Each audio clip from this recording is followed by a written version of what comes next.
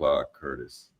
Okay. All right. We are live right now, fellas. My God, I'm so nervous. You're so nervous. So let me talk about this. First of all, it's good to see y'all. It's been what? It's been a little bit. Yes, indeed. Where are you? You look like you're in somebody's basement. Are you okay? I'm in somebody's I'm in a Philly basement right now.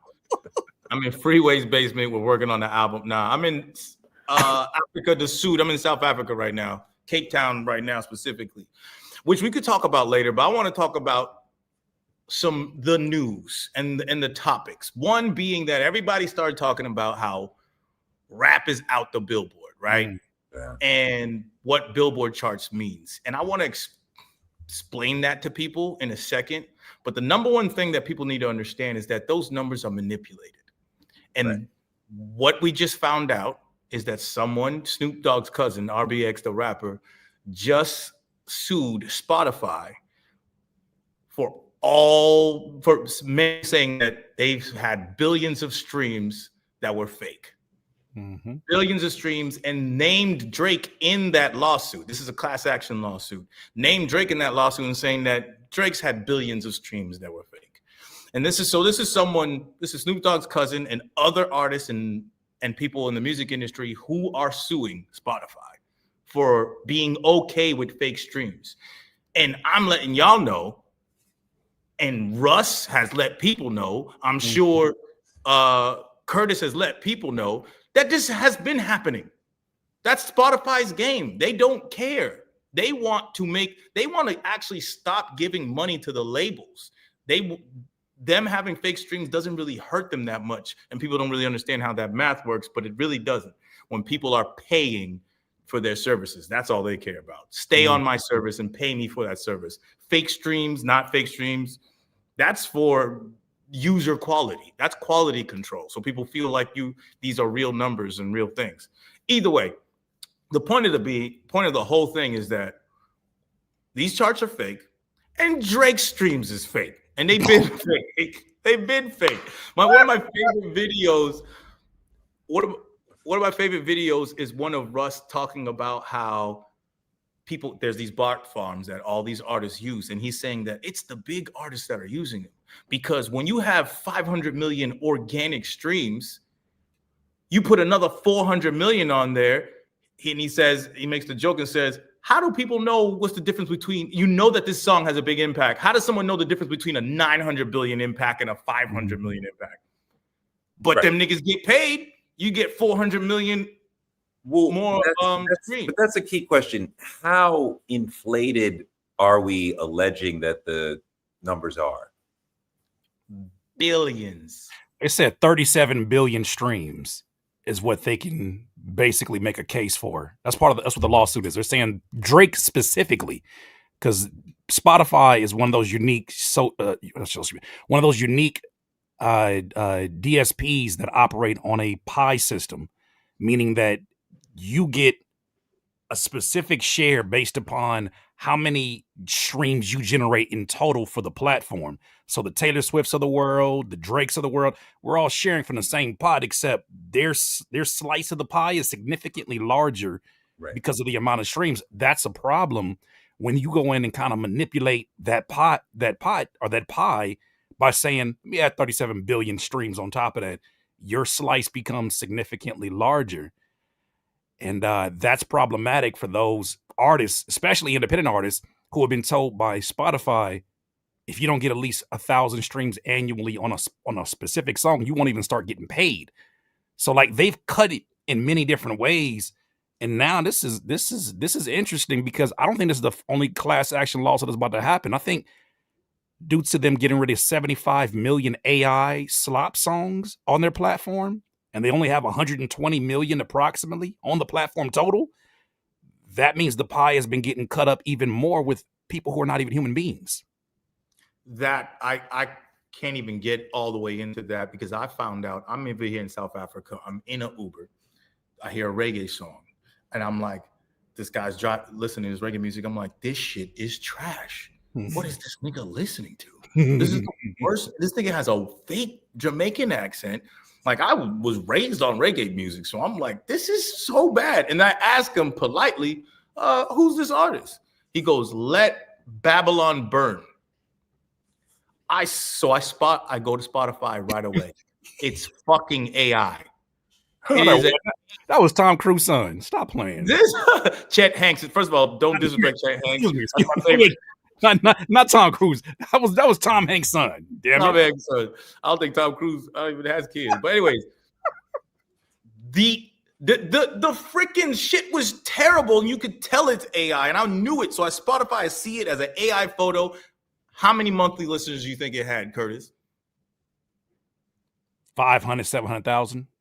You are completely right. 542,000 listening. You were spot on. 542,000 listeners. Wow. Bots love that number, boy. The bots love that number. But hold on. So this is why you have a class action lawsuit from a smaller artist alleging that Drake has been stealing streams, has been saying, I got this number of streams, and then that has eaten away at what the smaller artist would get out of them. Because we're all, that was a point that Kanye was trying to make at one point where he was like, we're all sharing, I think he put a number out there like 900 million. We're all collectively sharing that on a Spotify.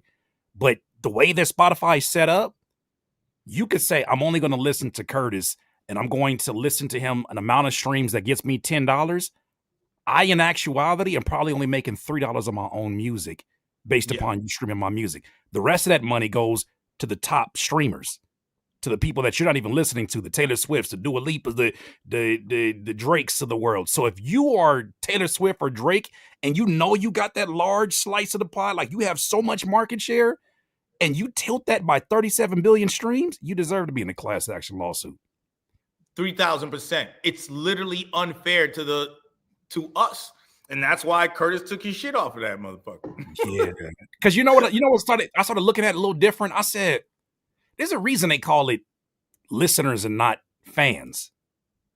Because fans, you have to actually account for human beings that are doing fan-like things. Bots can be listeners. I think they have.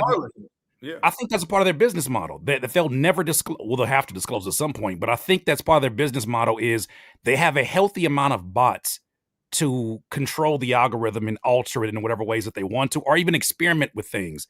They had back in 2018, 2017, because they released this stuff years before they actually do it. They released it to Music Business Worldwide where they were hiring musicians to literally make music under fake names so that they could run some experiments. So now fast forward today, a lot of those musicians, I'm assuming, are now in charge of the prompting, in charge of the music that they're studying for the AI music. And there was even a composer that got exposed, Johan Rohr, who happens to be from the same place as Spotify, Sweden. And you go to his accounts, he has multiple accounts where he's creating music underneath a fake name, an AI-based artist, and he's getting more streams than Elton John. You've never heard that name before. So now when you have this environment that is polluted with not just fake streams, not just the bots, not just the AI artists, now you're going to come in here and start to add even more to that. It's an environment that they have not made an attempt to clean up because they benefit from it at the end of the year when they say, we paid out 15 billion to artists at the end of the year. But that's a drop in the bucket if Daniel Ek is able to take $300 million home last year, pay Joe Rogan $200 million for a podcast, and supposedly Spotify hasn't broke a profit until the last 2 or 3 years is the first time they made a profit on their business model. I mean, Drake's whole argument and the Drake fans' whole argument is based around sales, right? We get number ones for ourselves, for other people, we move more streams, yada, yada, yada. This attacks that as just like, that is just completely false, right? That like, you aren't actually getting a gigantic number of streams. You might be getting a large number of streams, but you are getting a tremendous amount of help from a lot of different sources, including just stealing numbers, right? Yeah, well, I that was a point that I was making, I think a few streams ago. I was saying, I think that at some point, UMG, They shout out to Screwface. He says UMG pushed their red button. That's what we're seeing right now. But I think at some point in time, they made his fans and himself really think about what is it that you're contributing. It's called a machine for a reason. You're getting support in places that you can't even account for because there's whole departments with people that are hired to do specific jobs and things under the table. You yourself have benefited from this. You think you're bigger than this game that you've benefited from? Well, let's show you how elusive that last #1 song is going to be as you release an album, as you release 30, 40 plus songs. Let me show you who's really running this, because there have been people stronger than you, from the Michael Jacksons and the Princes of the world, who have attempted this, and you're not bigger than the program. Nobody is. Yeah, let's get to the program, though, when it comes to that. The Billboard charts and what you're talking about streaming, people talk about sales. There aren't no sales anymore. No. Let's just talk real shit. And that's what I just made an Instagram video about it, Billboard charts for dummies. A great video. The freaking idiots are over here. Okay, the Billboard charts measure consumption. That's what they measure. So it's just traffic. It's just a formula of digital sales, radio spins, and streams. Digital sales is the least valued thing in that formula. And this is why I say formula, because streams actually account for more in what they're doing. So why would streams account for more? Because they want to push a narrative of what is actually being popular, and the labels can control the Billboard charts, because that's what they were doing before with sales. So now they saw this opportunity, like, wait a minute, we control all the numbers. So YouTube streams count, Spotify streams count. That's clicks. It's just clicks and plays. It's not actually sales. 1,500 streams is one album sale. Where did it come from? That is archaic. No, that's new metrics for an old language. There's no such thing as album sales. It's just 1,500 streams, and we don't know what that means. That's not a sale. King Green, who's the person that sits around and says, I think 1,500 is about an album? Like, right? Because I can literally listen to an album as one individual, and it's 12 songs. Right. And that could be an album too. Why is that not an album if I have 12 songs on it? 1,500? Album's an album. We're taking this shit back. An album's a fucking album, nigga. If I play a vinyl, that's a fucking album, not whatever you put on the internet. But if I put Illmatic on, right, and play it, that would be 10 streams, right? Because no. No? That's where it gets tricky. Because I listened to 10 songs. So that's 10 streams. Oh, no, yeah. But that's one album. But I got to listen to 1,500 Nas songs stream to get to one album. How about this, Torre? Exactly. It's beyond you, because you're considered one unique listener. So in order to account for that, you have to present yourself. That's where they get tricky with their language on Spotify specifically. They say it has to be this amount of unique listeners before it counts towards their metrics for how they calculate things. So you're one unique user who happens to listen to a song X amount of times. Well, they still got to divvy a lot of that money up into the pie. So you're saying the industry controls the Billboard charts. So thus, it's not a failure of hip hop.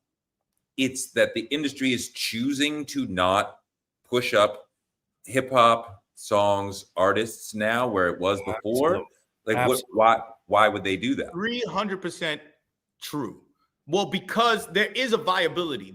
Obviously it's business, and there is some truth to the fact that rap music isn't as viable as it was in the same sense on the mainstream sense.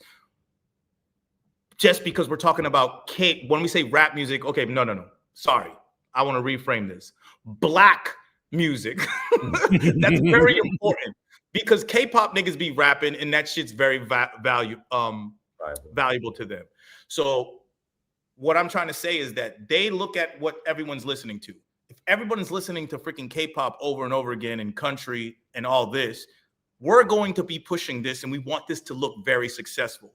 So the people who are listening to Kendrick Lamar, which is been in the top charts for 13 years, his Good Kid album, we can't allow that to stay in the charts. So we changed the metrics to allow new music to come in, so people could be like, yo, This Morgan Wallen, everybody fucking loves this shit. No, we fucking don't.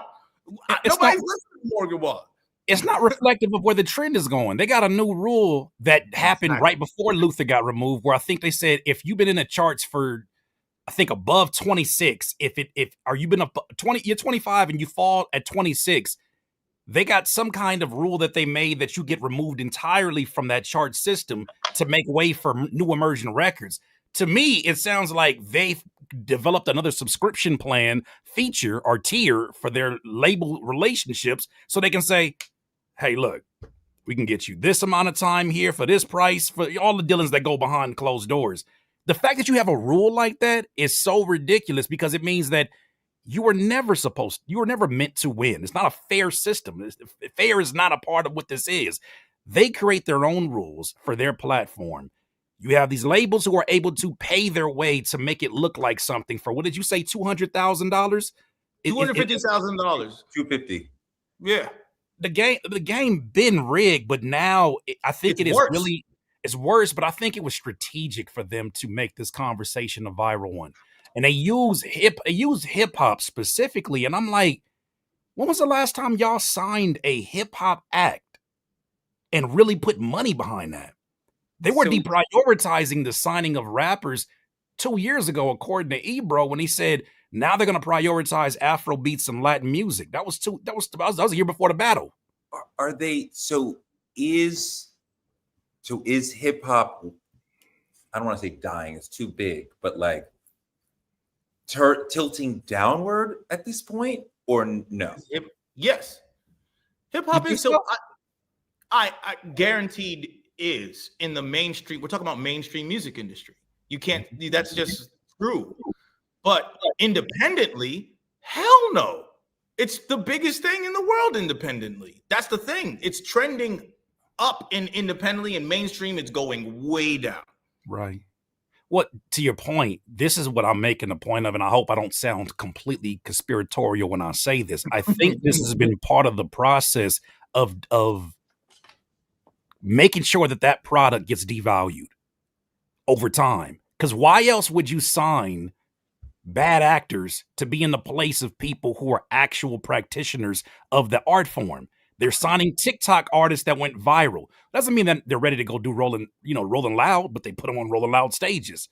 They put these people in position who they themselves say, I don't even really care about rap history. I don't care about none of this stuff. I don't really even care about the craft. I just got a song and I got this shit popping right now.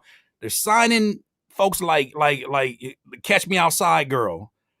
This is what they were doing on a regular basis. I heard somebody compare it to, imagine if the film industry said, we're going to stop hiring seasoned actors. Instead, we're going to get people who go viral on TikTok, skit actors, and you know what? Even some standouts on Tubi. They do that. The film industry is going through the exact same thing. I think this is done purposely to usher in the conversation about AI music. Hip hop is one of the hardest genres when it's in its authentic and purest form. It is one of the hardest genres for AI to duplicate. And I think that's why they attacked jazz. That's why they attacked R&B. That's why they attacked lo-fi beats, because that was easier for them to duplicate, which is why Zania Monet, R&B AI singer, has the #1 album right now. It just feels like all of the timing of this is just ridiculously crazy. Then UMG strikes a deal with Udio in the same process. The same week we talking about this, they struck a deal with Udio, an AI-generated music website. Yeah. That's inevitable. We'll get into that right. piece. Let's break that down in the sense of that. So you have fake streams, you have radio play, and you have radio play that you can manipulate, and you have streams that you can manipulate, right? But the artists you cannot manipulate. That's what you're talking about, especially when you're talking about hip hop, where notably hip hop is about having their own business, being CEOs. I have my own label. These are my artists. I am in control of this. So notably, that's that. So now when the internet comes about and you could throw any of the Lils doing the 2017s, a big ass bag, and they're going to be like, I don't know anything about hip hop. I don't care. I'm just making this song and all that type of stuff. They're easier to control. Yeah. That is something that I will say this is not a question. I'm talking about, I know Suits A&Rs. They're like, this makes more sense than me trying to get this legendary rapper or this older rapper that knows what they're doing and has their own business that won't even give me their catalog. Where this young rapper who has a song popping on TikTok or YouTube or whatever, he's ready to take this $1 million advance easily. So that turns into exactly what you're saying, which is fucking horrible. But it's twofold. It's the audience, it's the audience being dumbed down, and then the audience also being lazy as well. We have to understand that music is been pushed into so many casual listening spaces where people who are not music fans, like if you're in a coffee shop and you heard what's my girl, Nora Jones in 2004, you might not fuck with jazz music or care about her, but you heard it at the Starbucks that you go to every day and you're like, oh, I'll buy this. It was right there on the front. That's casual consumption. So all they did is capitalize on casual consumption, which created the audience that isn't the music fan. So we have to understand that it's one part, it's 66% the label's fault, and then the rest is the audience, because Zanea Monet or whatever shouldn't be successful right now because they faked her streams, they faked her Instagram actually listening to it because they're like, oh, this is gospel music and it's uplifting and shit like that, and they're like, they don't even know that she's fake or real. That's because they dumb.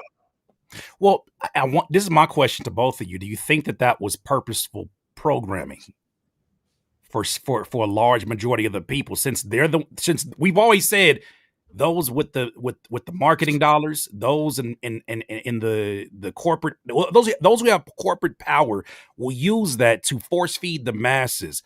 I'm wondering if you're bombarded with a bunch of artists that make you like challenge the things that you said we'd never hear somebody rapping about how they booty hole is brown and they coochie is pink. And then now we're here, and then it gets worse, and then it gets worse, and then it gets worse. How many times does that happen before you say, like, are we going to accept everything? So I'm like looking at this, and I'm saying, is it possible for them that they did this as very purposeful for the audience? You don't think so? It's not that orchestrated. People are not. It's the music industry is too disjointed. It's not that orchestrated in what you're saying as like, hey, you are now after we make Kanye West, then we're gonna have Drake. After Drake, then we're gonna have Yeet. Then we're gonna destroy rap music. What I'm saying is, there's a decision that's being made by what used to be an A&R. There's a decision that's being made in which they're saying, do I take this artist or this? Do I take this artist that can actually sing? Do I take this artist that can actually write their own lyrics? Or do I look at that and I say, you know what? I'm going to prioritize somebody else who has viral success on a social media platform, even though they've barely recorded any songs. That's a decision. And when you make that decision over and over and over and over again, at some point it becomes an agenda, I think. No, I completely agree with that. I thought I just explained what that was, in the sense of that they want people they can control. That's a fact. It's not about who let's make everybody stupid and dumb down the music. That's what I'm not trying to say. It's how do we control? If we control the streams, and if we control the radio play, right? And we control the social media growth, why the fuck would they not want to control the artists? Right. So I agree. F and Mecca was the first soft launch of that. Remember F and Mecca, the AI rapper that was rapping like Tekashi 6ix9ine and was saying a whole bunch of niggas, and then they realized he had a white coder. That's the whole problem right there. I think that Zanea Monet chick, they be saying it's a black woman right that's behind it. I don't believe that. You don't believe it? I don't believe that shit. I understand. I found out who's their marketing situation too. But the whole marketing agency behind that, we're fucked. I was talking. I'm over here with my cousin who just moved out here to Cape Town, South Africa, and he is a programmer and he uses AI. And he was talking to me. He was like, 5 years ago, even reason why he's here, he's developing a whole new app and everything. He said 5 years ago, I was messing around with AI shit, and I was like, we are fucked. And then he's like, be like, this is what's going on, and this is where you need to be in this day and age. There's just going to be a very low percentage of people who are using AI and making all the money, making all the decisions, and then there's going to be everybody else. I feel like when it's an artistic context, the need for a human connection will still be there.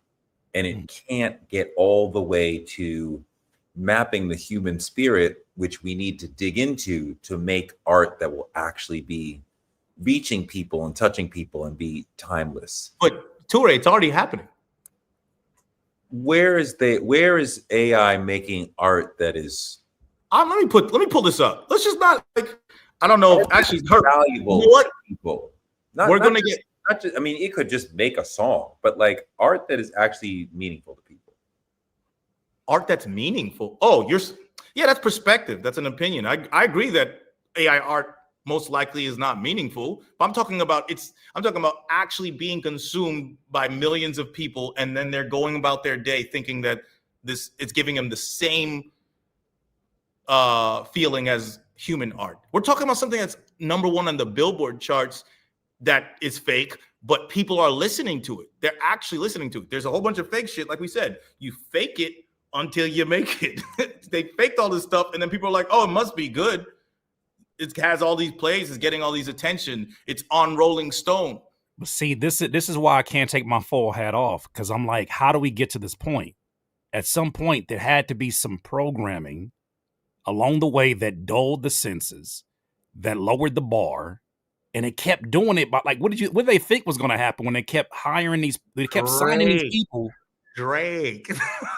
Yeah, low key, and the lowest your boy right? Drake, right? So and you created this music in these images that were hell bent on being as likable and as attainable by the masses as possible.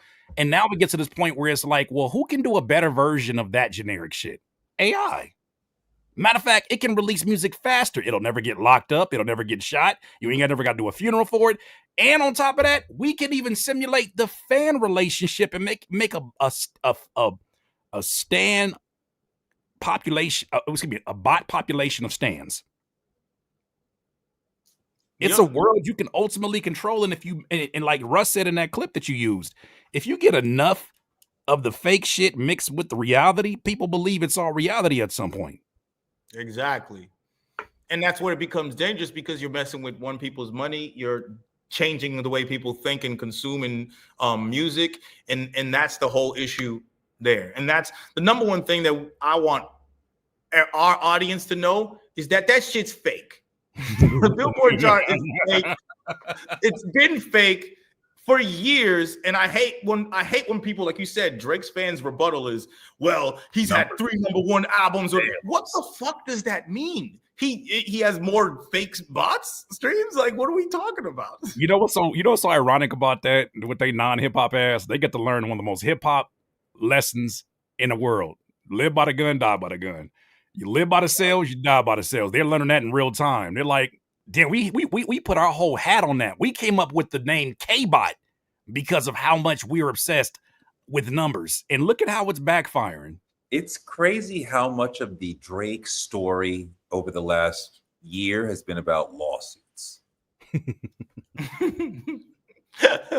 Just like lawsuits. We're telling the story of Drake. This is the chapter of lawsuits. Through lawsuits. Yeah, the steak one, the steak one, joint, like there's 2 steak ones. There's one in Missouri and one in New Mexico now. He's like, get it right. There's 2 of them motherfuckers. He's having the worst week ever. And then meanwhile, on the biggest show, I think in the Dominican Republic, there's a reality TV show. Some girl he used to date is talking about how he had, she had to stop hanging around him based upon the things that she saw in person, and she's accusing him of blackballing her and a whole bunch of other stuff. I'm like, the fact that all this is happening in the same week, I'm like, oh yeah, you messed up. You didn't poke the bear. Now they on your ass. Where do we think that this shit is going? I have my own idea of where this shit's going, but where do you think this is going? Where do you think real music lives in an AI world? What do you think? I'm pretty sure because we literally had this discussion all night, and I've come to the conclusion that it's like real music has always been an experience. Mm-hmm. It's never been about listening's always been free. Listening is not where the value is. The experience is always where the value has been. So live music can't die. You can't AI live music, right? And people are going to want. There's no supplement. There's no replacement for.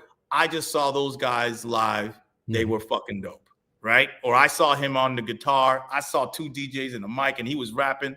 That can't go. And that's why live streaming and these live music people who make beats live, everything like that is so valuable to the kids.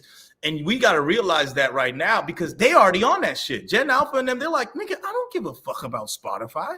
Yeah. I'm watching Kai Cenat and Black Boy Max and niggas who are doing shit now because I know it's happening now.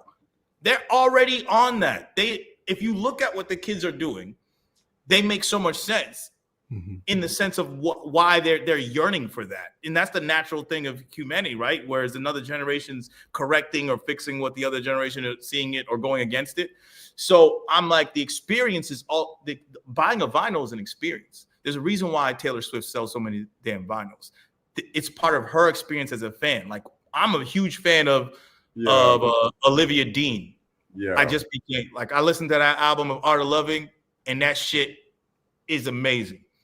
Sorry, you just brought up Taylor Swift, and I'm sure her experience this week is not living up to par. I don't know what happened with Taylor Swift. Something What happened happened. with Taylor Swift?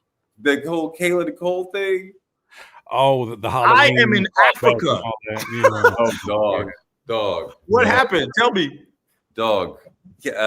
Travis Kelce's ex, this sister with Yeah.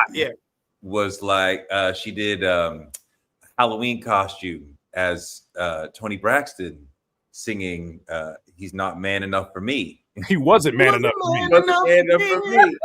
And she's eating the dress, she's eating the dance, the song, everything. It looks like beautiful and professional.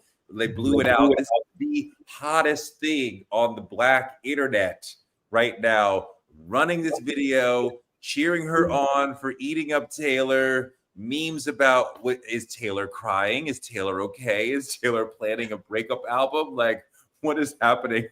All ignoring that this was a rebuttal, right? To Taylor getting her shit off on her project, which I'm like, in what song do you get that shit off? Which song do you send subs, Taylor? On what part of this project do we send subs? Sending subs to his ex? You could have left well enough alone. She can't respond now because you're a super duper star. You can't be arguing with, a regular person back and forth, right? Like, did you see that comment, Tori? That would have threw you off. Which one? The doomer again. Oh my god! Y'all gonna make Taylor Swift get a BBL? That's hilarious. I posted a video of Taylor watching the clip of her, and she's like just sitting on the couch, like she's like dead, like holding the phone, like, oh my god, this is like the worst moment of my life. He's been eaten up by his ex-girlfriend. Like, what the fuck? I'm dead. I gotta see all this. Actually, I think. Wait a minute.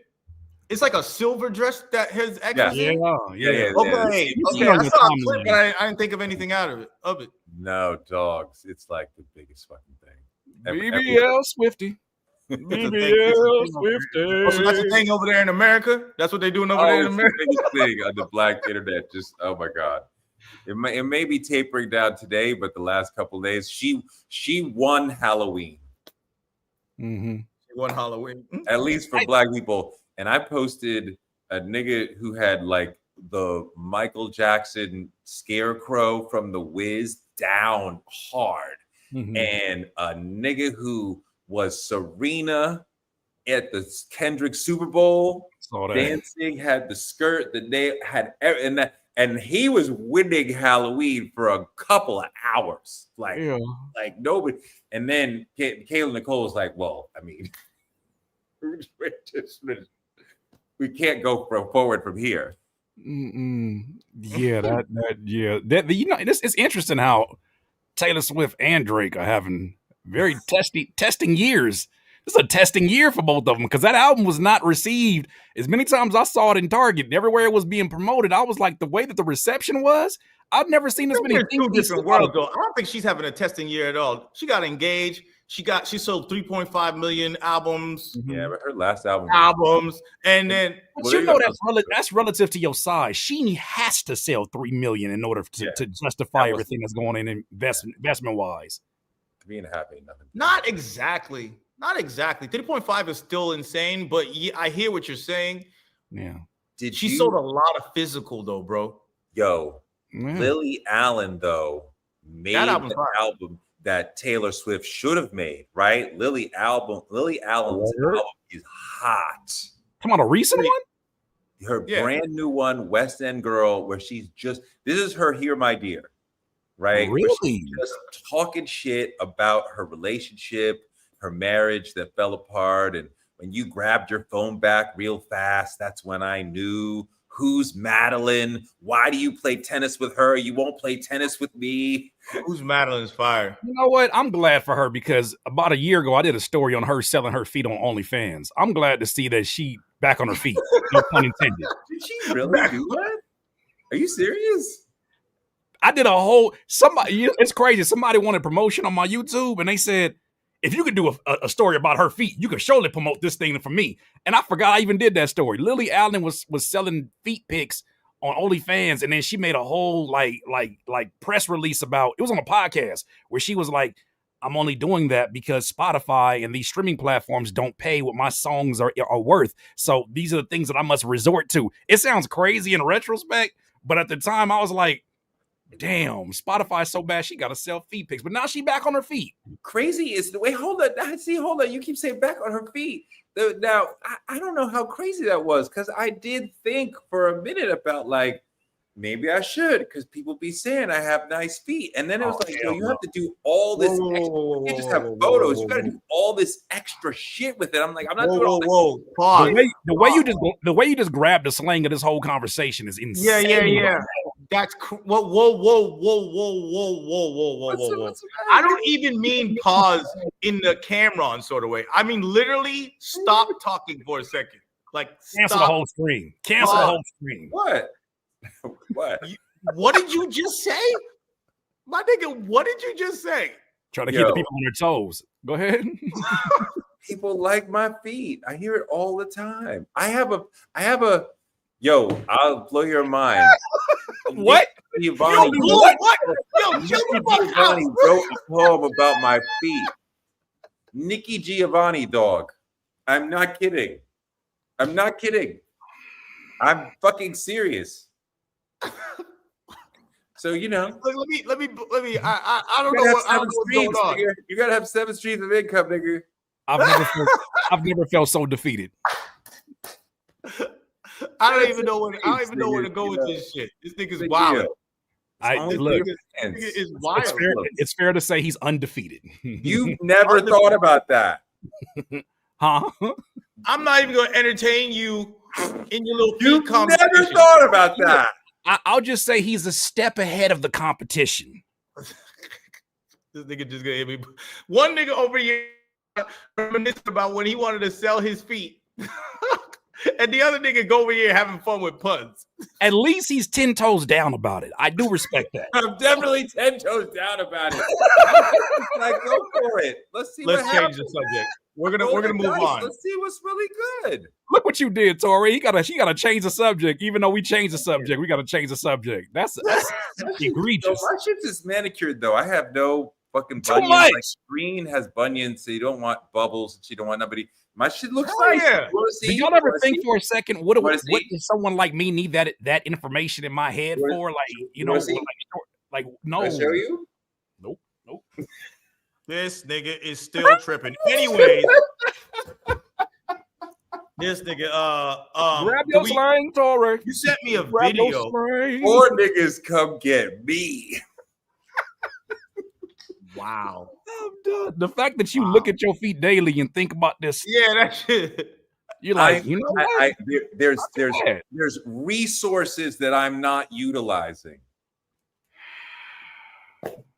Get your money, bro. Get your money, bro. Is crazy. No, put that clip, and then at the end of it, say, I got $1 million in the bank. You got to do that. Bring it together. Think about it, guys. Kendrick is such an egotistical, retarded tool that Drake sent first-person shooter with J. Cole, and Kendrick said, nah, I'm not getting on that. What an absolute clown. Yeah, bro, Drake and J. Cole really dissing you. They were literally calling you, me, K-Dot, Aubrey, is it me? And he didn't want to hop on. Like, he literally ruined rap. Rappers don't each other anymore. Who's this 13-year-old white woman? Who is this 13-year-old white woman? I mean, excuse me, white girl. Wow. Who said this nigga ruined rap by not doing a song with Drake? Oh, sit your ass down, Catherine. You're right, though. If you walk around like, the gay hood in any neighborhood, you will see that exact look within 5 minutes. Adina Ross is crazy. So shout out to Furry B. Adina Ross is crazy. Adina Ross is wild. Like, when you start from a point of view of I love Drake, you have to contort your body and mind to make the rest of the thought actually work. Because he really wanted to be like, Kendrick was whack for attacking Drake. So in his mind, it's like, Drake just made a nice friendly offer. Hey, bud, want to come make a song with us? No? Okay. Nigga, what are you talking about? That is not what happened at all. We used to be men. We used to be we used to stand 10 toes. And now he in here talking about, I just think that it's really unfortunate that you guys couldn't come together because all we want to do is make a song together. Like really? We're taking advice from someone who struggles with a lean addiction. I want more of Chad King. I fuck with Chad King from the Valley. Is he from the Valley? I'm from the Twitch. I'm from the Kick. Then he get kicked off. He plays lacrosse. He's good at lacrosse too. Lacrosse head ass. Like it's just either like way. Ugh. Aiden Ross and people like him is literally what ruined any of this discourse around music. And people like that, just like, you have to shine a light on it to be like, this is bullshit. This is the bullshit that ruins shit. This is like the Fox News of this hip-hop media shit. Because the Fox News is bullshit. It's performative bullshit. It's not real news. And that is not a real perspective. That's a performative perspective that centers Drake for some unknown reason. Why a grown man would have Drake at the center of his hip-hop cosmology, to where he's on the internet talking about, well, obviously Drake is the attacked victim in all of this. Imagine being a popular person talking about your parasocial relationship with two people you're not in a profession. You don't share the profession of. You ain't never rapped a day in your life. You're literally on a live stream talking about, I just feel like if you're going to send a song, right, and you're not going to get on it, I just think what are we talking? Like, why are you in this conversation? This is a rapper conversation in a I'm not saying that these things are not up for debate, but the fact that you yourself are on a singular podcast debating these things as if you have an idea of how these relationships work or how these things play out, or even the behind the scenes, like you can tell that you can tell these people that become the mouthpieces for Drake are getting texts before they go live because they got the same talking points. Same talking points, and they have the same perspectives on music and everything. I've seen so many clips of people talking, basically blaming Kendrick for like the rap chart thing, and that's why when you have to be like, what are the Billboard charts? Because it was heralded by hip hop. First of all, no one cared about Billboard charts until hip hop. Let's be honest. That wasn't a casual listener thing until basically 50 Cent. 50 Cent kind of ruined everything, if we're going to be real. Yeah. That 50 Cent made people care about where things were on Billboard and things like that. And then from that point, you get the Drakes and all that. Mm-hmm. And Jay-Z famously said on Meek Mill's song, what was that bar? I used to care about Billboard, but I was young. Yeah, we were. Yeah, we was young and dumb. Do you think that started I had a conversation with Screw yesterday on a live, and he was saying he feels like that whole emphasis on sales really took off, had a spike with the Cameron versus 50 Cent battle. And as I started thinking about it, I was like, yeah, because the bragging rights on that was, Cam, you can't sell what I've sold. But then I'm really thinking about, like, maybe that was the event that happened before Kanye versus 50 Cent, which made that the centerpiece of it. I mean, I feel like I'm saying 50 Cent's whole thing was sales in general from the top. He's a common denominator, right? I feel like a consciousness of sales existed before this. You know, to say nothing of Michael Jackson and Prince driving those conversations. But when New York was dominant and we were like, oh my God, a platinum record, a gold record, we're the shit. And then LA was like, we do double platinum in our sleep. You know, we do triple platinum without a problem. We were like, oh, LA is way more popular than New York. I'm talking like the early 90s. Like LA is way more popular. Like this rocks our world. New York was the center of our hip hop world. And now we had to respect LA is bringing home plaques, plural. And it wasn't until Biggie that we were even getting back to the platinum or multi-platinum level. So, I mean, like, you know, and I feel like that shaped how we felt about New York for a period, that we were struggling to get to that level, that LA started knocking out and then the South started knocking out. And we were like, oh, so we're like niche. But we also didn't have the things like MC Hammer and things that were popular even in rap music weren't heralded because they were popular. There was a lot of popular rap songs and rap artists that didn't get any love at all. On that. Say it again. We look down on Hammer. He's not. Well, I'm talking about name other people on that too. Artists who might have like a hit song, like Arrested Development or something like that, might have gone really high on the charts, but you're not respected in the same way that the street hip hop would be respected, correct? Sure. And the LA gangster stuff, like I don't even know why I say it like that, but LA gangster shit, the stuff like Dr. Dre and all that. And when Death Row kind of like took over, that's when a little bit of the respect came with the success of the music and all that, right? But before that, it wasn't in the same space as the like New York hip hop. New York still had like, nah, we're New York though. You know what I'm saying? It's like you guys might sell stuff, but we're New York. It's flipped when the South got it, because the South was like, we're selling it and like we're giving you the trap. Like we took over what street culture was. Atlanta South and took over what street culture was for the last like 10, 15 years. I think that's a huge thing to separate, though, is that when you talk about a lot of the artists that were selling in the Bay, in the South, out the trunk, what that said about that artist's reputation was less about validation from a chart system as much as it was, that's how connected you are with the people. You're selling that many out the trunk. I think that relationship has a much different look than you're number one on the billboards. And now the audience is aware enough to know, oh, you can pay your way there. Matter of fact, the first 50 slots will probably have already been spoken for the next X amount of months, because that's a whole ordeal. But when you're selling it out the trunk, I feel like that says so much more about, less about the money and more so, oh, you can go anywhere. You can go to the barbershop. You can go to football games. You can do all of these things and people are embracing you. How many people want to buy your shit without knowing whatever, like, you know, whatever movie Quentin Tarantino puts out, I will consume it. I don't need to see a trailer. Whatever Chappelle does next, I don't need a trailer. Just point me in the direction. I don't tell whatever the price is, I will pay it. Like, I am a true fan. Like, I remember somebody told me when Chappelle was like away, he's going on at the Comedy Cellar at 2:30 in the morning. I had little kids. I was like, honey, I'm gonna be away still tomorrow because I'm gonna be there. Nobody else but fucking Chappelle. I'll be like, do you have that level of connection with the audience that they will consume you right away, that they will go out of their house, inconvenient to themselves, to see you live? That's a real fan base. That level of connection is what we really, really need. I think that's what's happening. are going to happen when we answer the question about AI world, what a real artists are going to do. Yeah.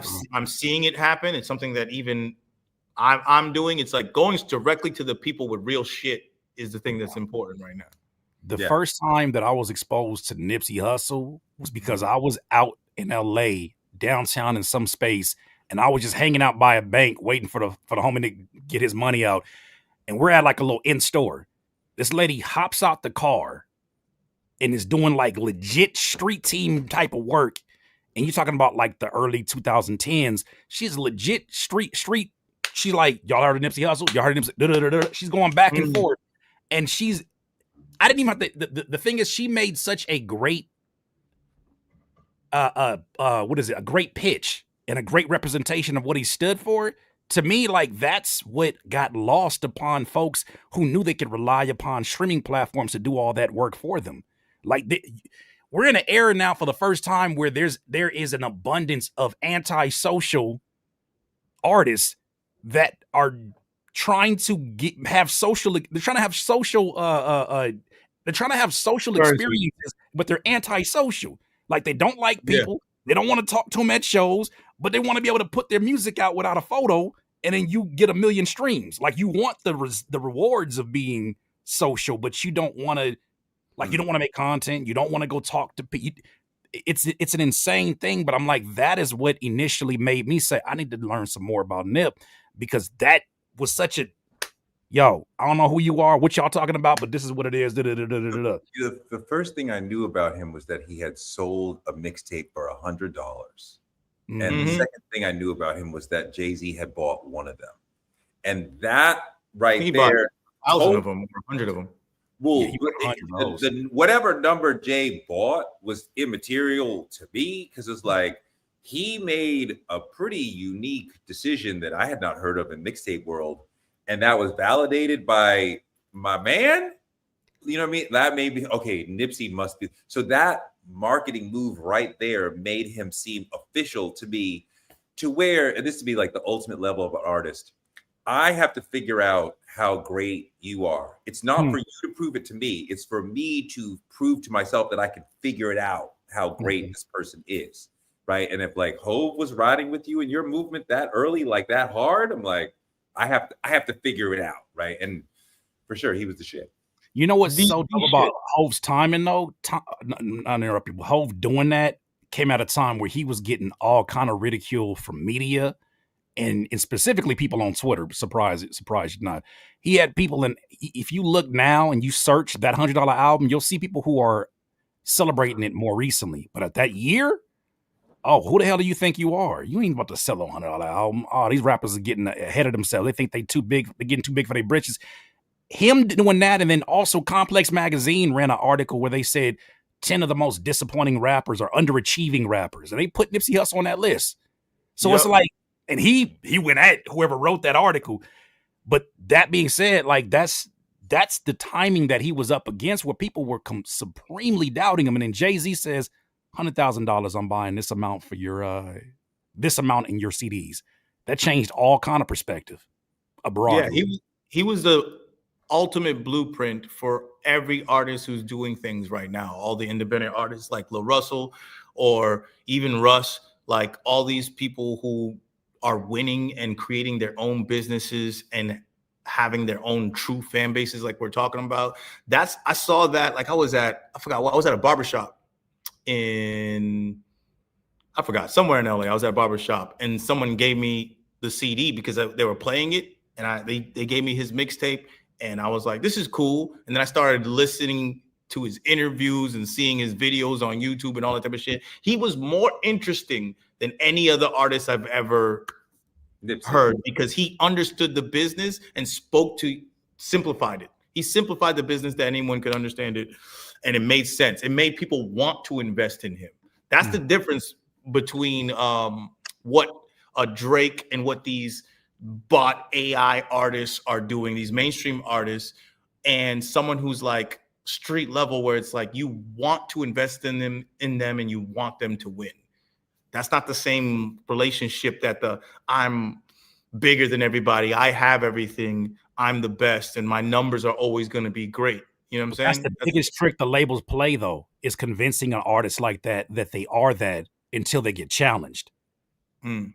You challenge the label, and they're like, "Don't forget your position." And I think that's what's happening to him right now. Is that I think that he was remember he was playing these games where he was like only wanting to put his music exclusively on Apple Music, kind of to rival the decision that Jay-Z made with Well, Tidal. those are the streaming wars. Everybody was doing that. Yeah, that was a part of it, but I'm saying they positioned him almost to look like in their own version, their own Steve Jobs. Like the way that he was being presented on stages and the way it just seemed so much the way that you see the imagery of Steve Jobs on there showing you the new iPhone and the iPod. I'm like, are you really trying to position him as this top tier entrepreneur, 100%. like mogul? And now look at it. Look what happens when Zaddy is not paying your bills and making decisions for you. You look just as clueless as somebody who just got in the industry. I want to ask both of you guys just to name check some people, going back to the list that I was trying to make before, about artists you love so much that you would pay whatever for their project sight unseen, that you would leave the house like late at night to go to their concert, like, or, you know, comedian, rapper, singer, whatever. I mean, I know for me, like I said, Chappelle, anything, Beyonce, anything new Jay-Z, anything new Donald Glover, and like immediately, anything Wes Anderson, Quentin Tarantino, I'm out the door. I'm there. I don't need a trailer. I don't need to know anything. Who is that for you? I'm gonna go with MF Doom. Off top, as far as an artist, is like anything. Like I got his vinyls, I got his toys, I got a painting. It's like ever since his first album, I've been a fan in that way. So that's that for me. What about you, Kurt? Wait, just Doom? Oh no. You know, some people be letting me down. If I'm being honest with you with the film stuff, that's like real. people be letting me down that I can't like be like, because I'm checking out people no matter what. Like even Spike, like Spike dropped a movie. I was like, I'm gonna check it out. I would see anything Spike made, even though I've hated most of his movies for years. I don't like the last Quentin Tarantino. I'm gonna watch his, like I watched Django Unchained here the other day, and I was like, this is like a perfect movie. And people, I think it's completely like dismissed in like the great movies talks. Django Unchained is excellent.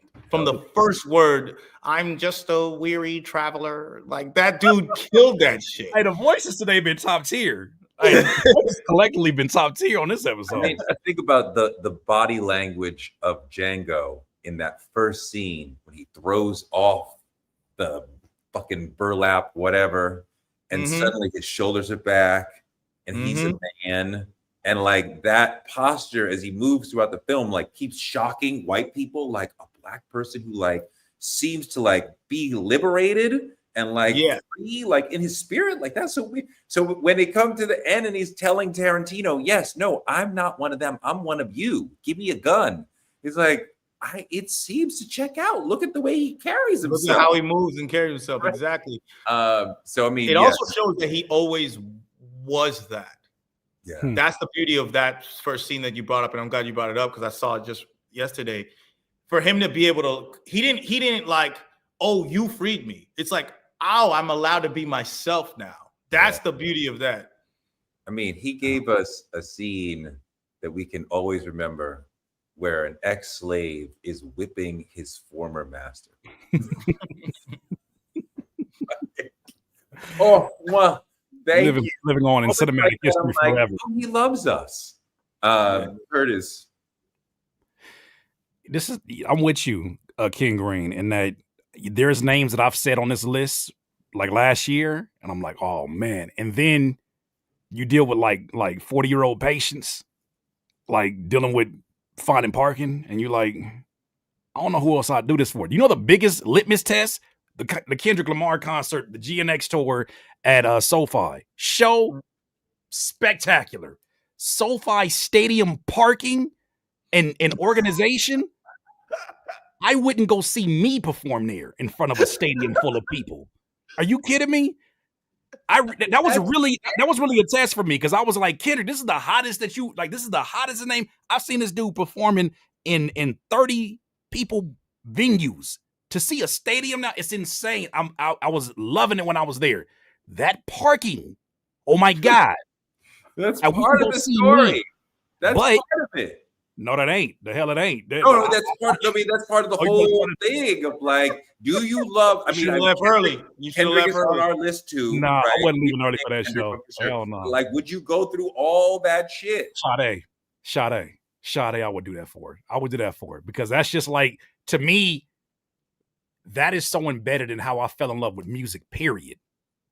Was seeing that her music had the ability to change the temperature of the room that I was in.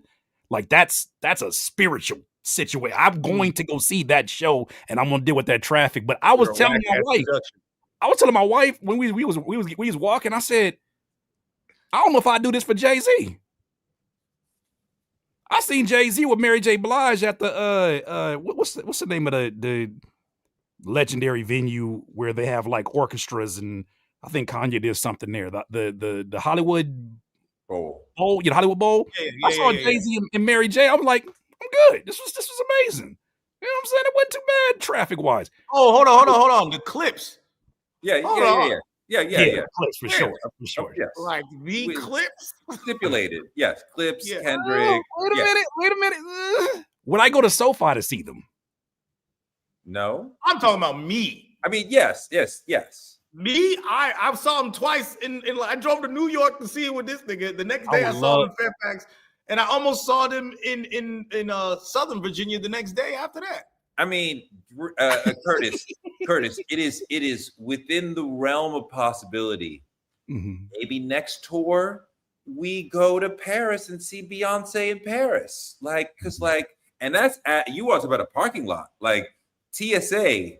Flying, but that sounds like a good long weekend in Paris. That's a different type of experience. Like when I'm looking at the exit for 2 hours after the show's been over with, and it's right there. I could walk out this exit, and I'm really fucked up, Curtis. Because it was midnight. Hold on, it was midnight, and I still had to go to my mom's to go get my son with my wife, and then still drive 2 hours back home. So it's like, it really put me to the test where I was like, yeah, maybe Sade, I'll do that for you. Yeah, yes. My wife and I loved MIA. She was headlining Governor's Island, and we had like a 4 and a 5-year-old or something like that, 4 and a 3-year-old, and it rained, and the show got pushed back, and then the show got shortened, and we're walking toward the ferry at 2 a.m, and we're tired, and we still have to wait for the ferry and get on it and go across over to Brooklyn, which is and she's like, we can't do this anymore. And I'm like, well, we can't do this anymore for MIA, but we can do it for other people. I'm sorry, Torre. The way you made that sound, like this is how great of a storyteller you are. I was like, that sounds very romantic. That don't sound as bad as mine. No, mine was yours sound like you said we saw the ferry and it was this light drizzle over the like that sound like a romantic scene in a cinema. You good at this shit, man. He said romantic scene is good shit. Oh, hey man. Studio Ghibli films, Hayao Miyazaki. I'll watch anything that nigga makes. Jordan Peele is coming after me. Jordan Peele. I would go if you just Jordan Peele's still on that list. I don't need to know anything else. That's all. Him got me a little nervous because he was 2 for 2. I loved Us and I loved Get Out. It wasn't him though. No. That's not him. He didn't direct him. He was a producer. He didn't write or direct because all 3 of his movies are great. We could rank them however you want. I don't give a fuck. But all 3 of his films are freaking awesome. And so I've been catfished. There's a big gap between Get Out and Us. Huge gap. What gap? Because I feel like that's like comparing a center to a point guard. They're 2 different positions, 2 different movies. No. We're talking about just good movie. Get Out changed film. Get Out changed the film industry. Sure. And changed film. Yes. Us. Yeah. So you can't. So that's kind of hard. Like it's kind of hard. Only Miles Davis can change multiple times, right? Can change the world around him. But I mean, like, Us is an incredible film, and I love the whole doppelganger thing that he's playing with the whole time, and it's a brilliant conversation, and it's visual. And I remember the first watching it, and my heart's in my throat. I mean, like anything Jordan Peele, right? Like I don't need to see the poster, right? Like I'll go for him regardless. Fuck yeah. Wes Anderson, anything Wes Anderson, anything Ryan Coogler for sure. Ryan Coogler is in the space, but like in the same way I will watch a Christopher Nolan movie. Like I don't love Christopher Nolan, but he's so good at making movies that I'm like, this might be good. You know what I'm trying to say? Whereas Ryan Coogler, I am the same way. Somehow I'm like, he's just so good. So I'm going to watch it. But I don't have that, you know what I'm saying? That same like tension. Like, I gotta know more. I gotta know more. Christopher Nolan, who all gonna be there? Who all gonna be there? You're not enough. Jordan Peele, that's enough. Spike that's Lee, fine. It's a habit. I know. Not Christopher fine. Nolan will be there. No, but no, Ryan Coogler. Where's Ryan Coogler for you? No, he's automatic for me. That's must be. No, it's automatic. But I'm saying, is it the same automatic as Jordan Peele? Like Jordan Peele's like, I'm going first day. Ryan Coogler is like, I would be first day of both of them, but I mean, yes, I see what you're saying. Like I would go to if they both dropped a film on the same day and I knew nothing else, I would go to Jordan Peele and I'd see Ryan for midnight or Saturday. Even though Ryan Coogler, I feel like is more consistent than everybody. When you say consistent in what consistent quality of movies? Yes, the quality of movies I think is just for the amount and the quality. I'm like, it's actually ridiculously consistent. I will say, like Jordan Peele has a more narrow, like a narrow offering in terms of you have an expectation, even though he came from comedy. You know, you got to see horror in a way that you have not imagined it, which made him, I thought at first on paper, such a great host for Twilight Zone. Before I seen it, I was like, this is not. He needs to be on cable. He don't need to be on CBS with a Twilight Zone. Right. Like you need him on Netflix with that. But yeah, that Ryan Coogler for me, like he goes to such extremes. It's hard to like pinpoint what you going. You know, it's going to be great messaging. You know, it's going to be a great story about Black culture. You know, it's going to be all of that. But I don't know. I'm not always in the mood for a Black Panther versus a. What was the first one on the Fruitvale Station? Fruitvale Station. Like there's certain movies that were made for that first time experience, and then you got to wait a little bit and come back to it because there's so massive production. I don't want a casual movie to throw on.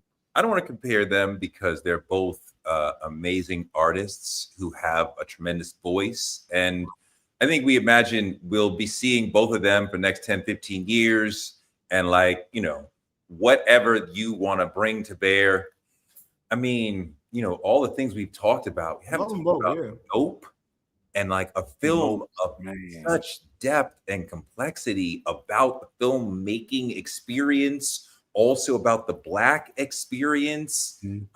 That's so powerful and such a family film because family's at the heart of it. After Sinners, I would never say Ryan Coogler couldn't. He could do anything, just like any elite filmmaker.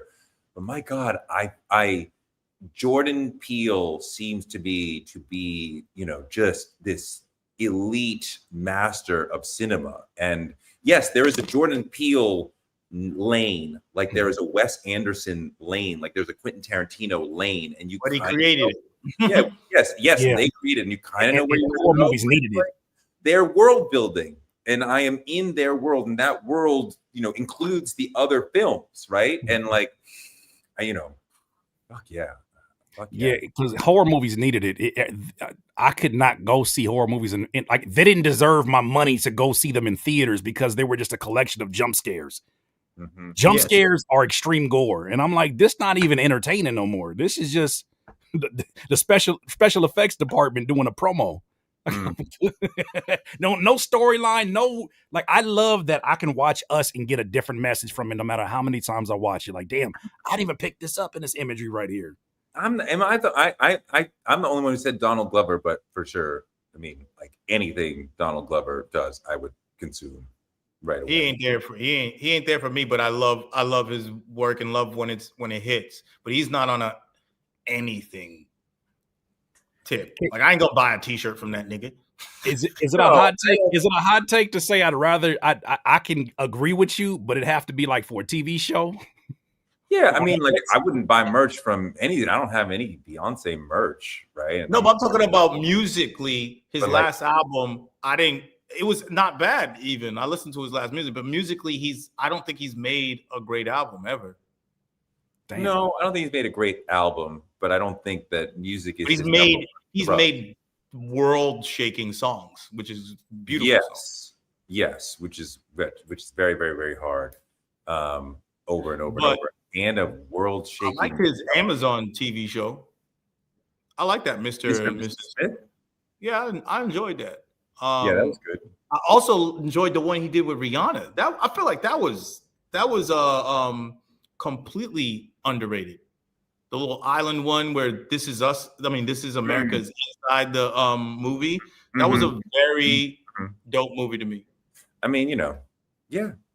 He gets weird. He likes to be weird sometimes. There's esoteric. There's esoteric films that he's made that it's like, oh my god, it's like Atlanta's insane.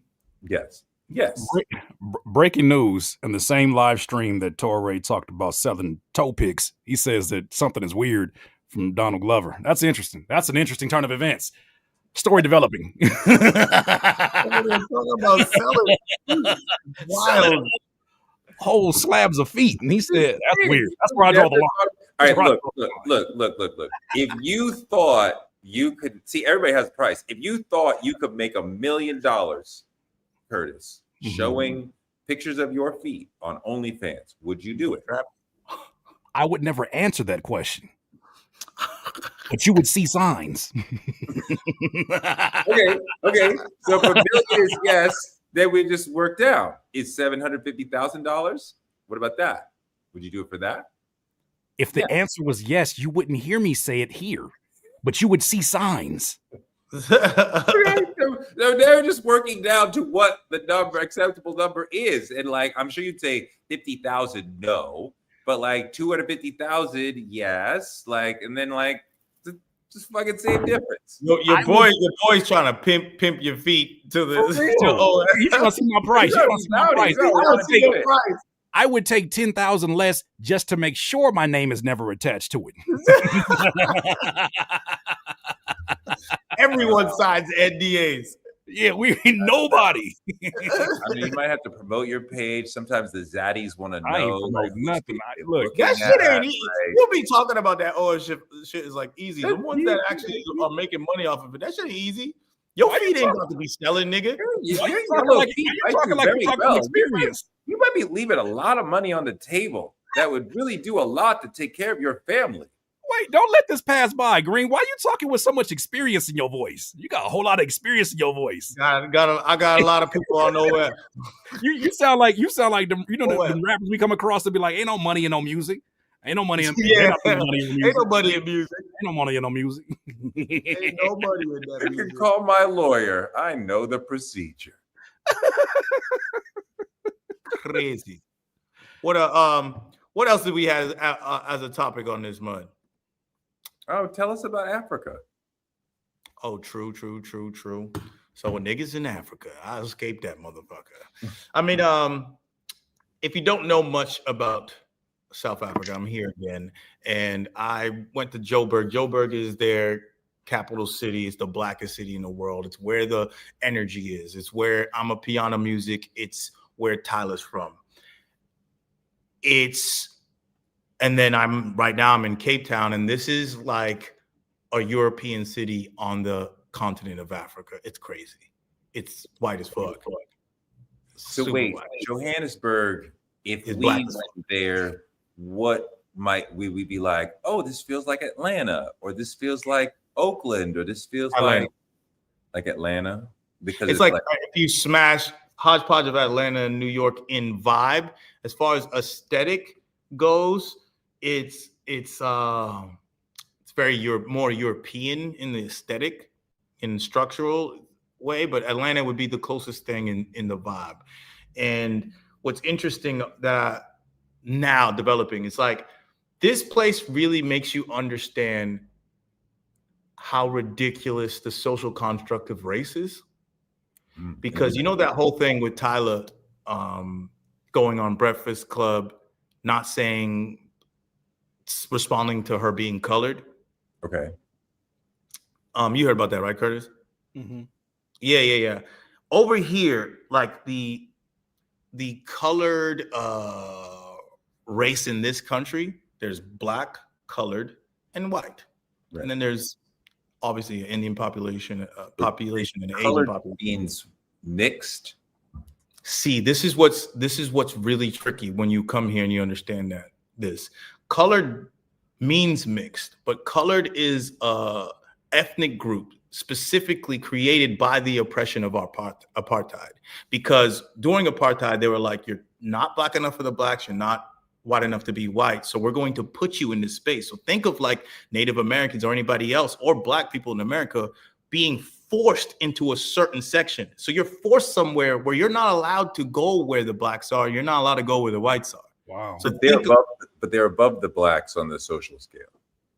On the social scale, no, not exactly. No. Here's the problem. Here's the thing that's interesting about that. And this is such a touchy thing here and everywhere. But colored people in this country are socially looked at as below in the sense that they're more likely to be incarcerated, just like black people in America. They have higher percentages of incarceration, a higher percentage of violence towards women, and a higher percentage of low education, a higher percentage of the what was the other thing they were telling me? I was talking to a whole bunch of colored people while I'm here because they actually in Cape Town, this is where a lot of colored people are, and that ethnic group is really strong here, right on the outskirts of Cape Town. Have a lot of culture, like a lot of rappers out of colored people. Yes, there's a guy named Young Star, Cape Town. He's like their rappers in Johannesburg. Say it again. You connected with the rap scene in Johannesburg? Some people. I know some people. Dude from Lesotho. Some people from Joburg. The rap scene over here is mad weird because it's like they just be trying to sound American, and that shit just fucks with me. You know what I'm saying? It's like it's like I want to know what you sound like. I don't want you to sound like another version of Playboi Carti, another version of Tyler the Creator or Kendrick Lamar. We got McDonald's at the house. We got We got it here. I got fried chicken here. I want to know what's that shit you call it? Arroyo pollo. You know what I'm saying? It's Show me some shit I can't get over here. Bangers and mash. Bangers and mash. But it's interesting because he wants to grab their slag. This dude. It don't hit the same when you say it after the first time you said it. You know what I'm saying? Like it don't hit at all. It's like a crack addiction. You're chasing the first high now. We're done with here. We about to merch this. What do you say? The t-shirts be $79? We got $79.99. You say $79.99. But it's the what I was about to say about the ethnic group thing is very interesting because but here's what I was saying. We were having a discussion and everybody was of different races or whatever like that. And I was trying to tell them there's a difference between, it was about dating and shit like that. It's a difference between preference, like you have a physical preference and then a racial preference, right? And I was telling them, I was like, if it's specifically a racial preference, and I don't mean that you could obviously prefer whatever you want, but I'm trying to say specifically a racial preference, like if you're dating somebody that looks, because people thought maybe my cousin would be colored, like in that racial ethnic group. It's like someone could talk to him and they're having a good time. They think he's so smart. He has a good job, handsome, all that type of stuff. And then he goes, and they're like, oh, where are you from? He's like, oh, I'm black. I'm from whatever. If you now looked at someone who you thought was colored and now they're black and you were like, oh, I can't date this person because you're black. That's fucking racist. Like that's fucking, you just like this person. And now you found out they was black and that's happened. They were talking about how that, like we were talking about, and that's happened to people where it's like, they don't know what you are. And then someone says that they're a certain race and now it changes their mind. I was like, that shows you how dumb this shit is right there. Sure. They finna clip you like crazy today. The amount of times you said colored in the last two or 3 minutes out of context, they finna clip you. I was talking to some colors. The colors. The I'm colors. talking. The colors. The thing about the colors is they about to clip you out of context like crazy. He I said was they kind of hold. the I shit get out your of point. But when you, that's the thing though, you can't. My whole thing is like you can't look at the world through your own perspective only. Because when you come here, what are you going to do when a group of people who live? We're talking about a whole project. They have projects. A whole project will tell you who they are, and then you're gonna be like, "Nah, man, nah, that shit ain't working. It's their shit. It's their shit. Like the entire freaking country. We're talking about 68 million people have these categories over here. It's crazy. When you come here as American, you're just like, this shit makes no sense. I ain't about to say shit to y'all. Yeah, you got. And the accent is worse than the Toronto accent, bro. That accent. Oh my god, that accent. What do You you got to be eat? careful. You got to be careful where you go, and you be like, "What's my colors? Good to see my colors out here." Like that's a crazy introduction. What do you mean they're worse? What do you what's the food like? Honestly, trash. I'm just joking. The food is it's like America. It's yo, this country is a reflection of America. When I mean that, I'm saying like America's food is like you have New Orleans food, you got Southern food, right? And barbecue. That would be American food. But people really eat all types of other shit all day. It's not really like we don't eat American food every day. We eat food from all over the world, and that's kind of what's going on here. Mm-hmm. Oh, there's But not. their food is like a pop. It's like a pop and meats, like braai, like a barbecue. So they have their own barbecue basically. But nobody, it's not like a everyday shit. I just be eating like, nigga, I want to eat sushi, nigga. Like, like I'm over here eating fucking We was just sushi. eating fish and chips a week ago. Don't we? Ain't forgot. I know, This is shit. you had bangers and mash before. Okay. Could you stop saying bangers for 2 seconds? Could you stop this bangers situation? That's what he had. I've never been more. When I learned that that's UK for sausages, I've never been so uncomfortable hearing that. Hey man, Curtis, when you gonna get back to making some bangers? Not I, said the Curtis King. Oh, Curtis. Somebody in comments from South Africa said, "Pop is every day." What do you mean, Green? Yeah, pop is every day for you niggas. I'm talking about me. Oh yeah, That shit trash. they clipping you today. I'm Today letting you y'all getting know clipped. I'm let you know that pop shit is trash. They clipping you today, boy. That out of context account finna go crazy. Damn. Damn. Clip it up. Clip that shit up. Anything else on the docket? I think we already hit the AI music. We hit the Billboard charts. Tell people to watch my new video on Stephen A. Smith's foray into politics, which is going terribly. Niggas know nothing. They don't know what they're talking about, and yet they're still talking, leading people astray. I watched hours of this man's show and broke down what he's all about politically and explained it in the video on my YouTube channel, TorreTube. I think this is a pretty good one. That's dope. What's been going on with Stephen A? Like, it's something, I'm from Africa. I just started thinking about, he's talking a lot about politics. He started his own politics show in September, but he doesn't know what he's talking about. So it's kind of comical to listen to him get into these angry things about, oh my God, this is going on. And I'm like, but you don't. He had this whole rant about Jasmine Crockett, dissing her. But within that, he was saying, she's not very effective at passing bills. And it's this long rant that came down to relationships in Congress. And we're like, dude, passing legislation is not about making friends. It's not like 5th grade where they all vote for you if they're your friends. Like, what the fuck are you talking about? We have an adversarial culture between the parties, and she's in the minority party. You're not going to get a lot done. Like, what the fuck are you talking about? But he uses a piece of information to attack her, which everybody notices. You're coming from a place of ignorance. You're attacking a Black woman. You're basically saying, please be quiet and stop attacking Massa Trump, which is a message that he keeps saying without realizing that that's what he's saying. So, a Trump supporter?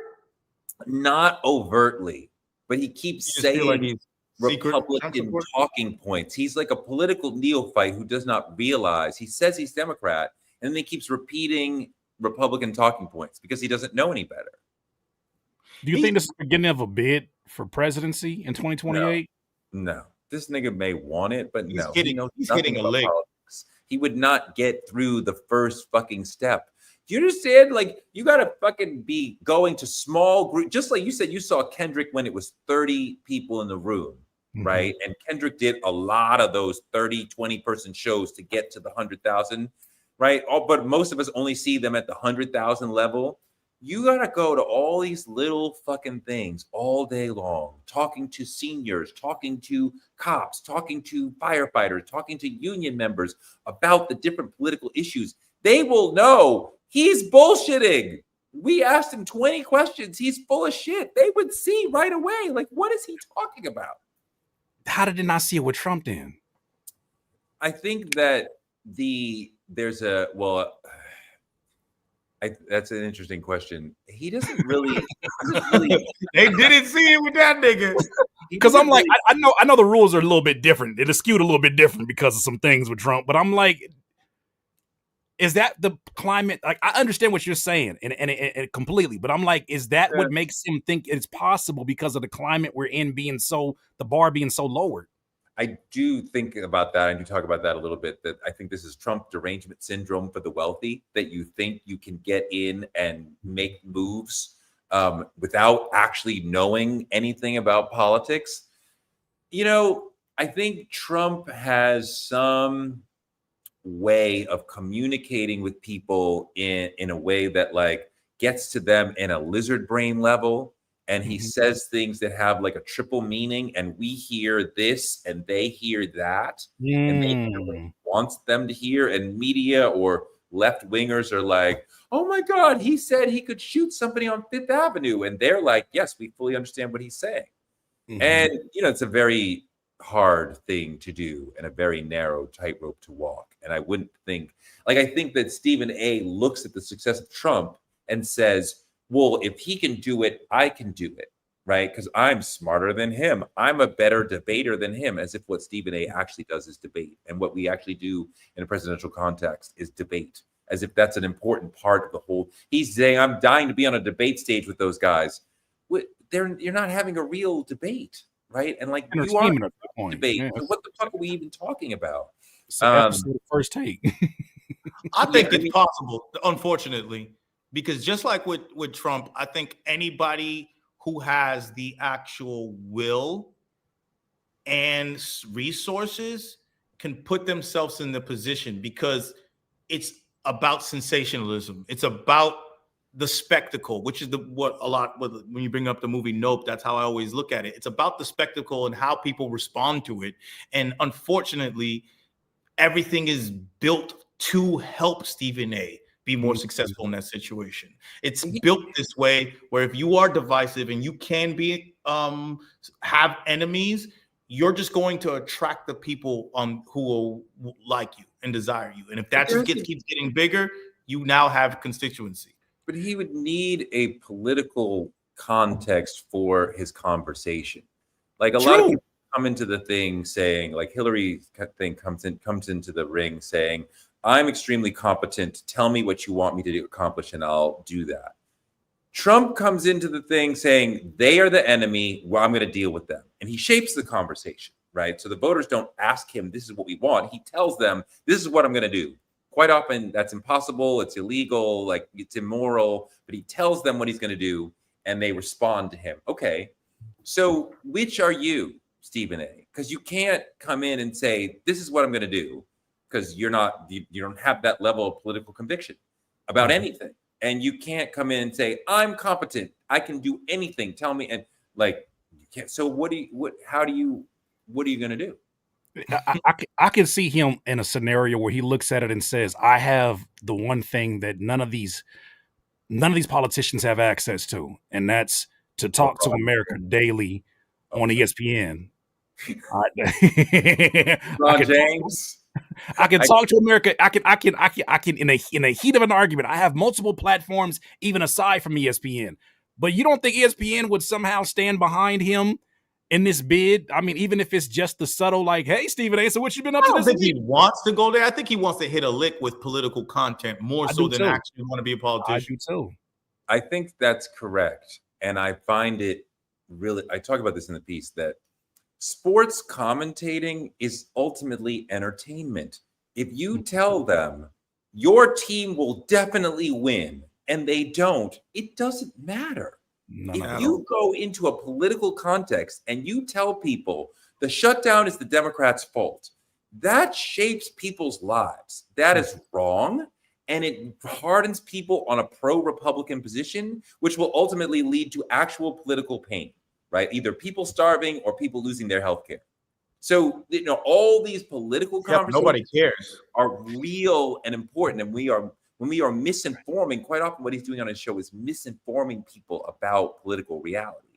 So you are part of fomenting ignorance and people voting out of ignorance rather than doing the work. When he goes to talk about a Golden State Warriors game, he knows something about all those players, the dynamic, the way they're going to play. Even the ninth guy, he's like, yeah, he went to South Carolina State and blah, blah, blah, blah. And Don Staley helped him out when he was learning the game. Great. And then he goes into politics and he's like, I'm a sports guy, which is kind of like, I'm just a girl. Like, I just say what I think. I'm just a voter. Just whatever I think. And like, to your point, so Ray, and this is me asking questions. This is not me making no kind of defense of Stephen A. as any kind of political voice at all. I can't wait to watch this video because I love clowning. Matter of fact, this tournament that I'm doing, I go by Curtis A. Smith because I'm rebranding that whole situation. With that said, my question is this to you. Do you think there's a possibility that he sees a parallel between the people who are fans of his commentary, don't care whether or not he was right about his Golden State picks?